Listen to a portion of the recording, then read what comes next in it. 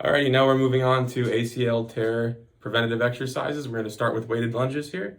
5 sets, 5 reps, 2 times per week. So you can face that way.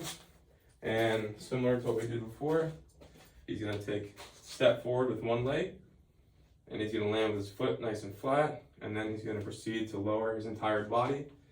And his knee should not be making actual contact with the ground, but it should also be getting close, 1 to 2 inches. And then you would switch legs and do the same motion. Go ahead and drop that back knee. Good. And then swap. And then like he's keeping his back straight. As he's doing this, that's something else I'd watch out for. And then another thing I'd watch out for is, go ahead, when the athlete bends down and goes back up, that they're not rushing that motion, kicking back, because people tend to go down and then rush it too quickly.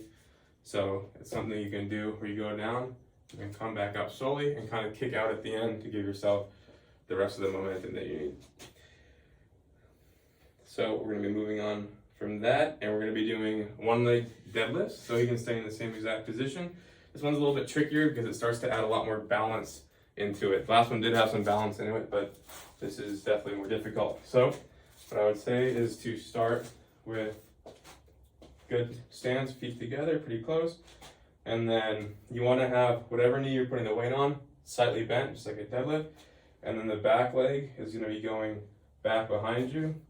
As you lower the weights to the ground, your knee should be slightly bending.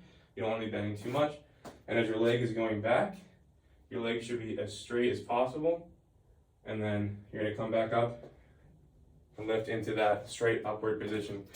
This is difficult, especially for somebody like me who's not super flexible. Keeping this back leg straight is tricky. So you can see right now that he's doing his best to keep the balance. And then go ahead and lower that foot back there, good. And then you can continue it on that, probably if we would do it on that same side, we do 5 sets of that and then swap to the other leg. And so this is a tricky exercise because it's not only about strength, it's also about balance and flexibility, because that flexibility in the hamstring, it's hard to do when you bend over to get that leg perfectly straight. But when the athlete's doing it, I would help him, 1, if he or she is falling off balance, and 2, to try to keep reminding him to keep his leg as straight as possible. All right, thank you.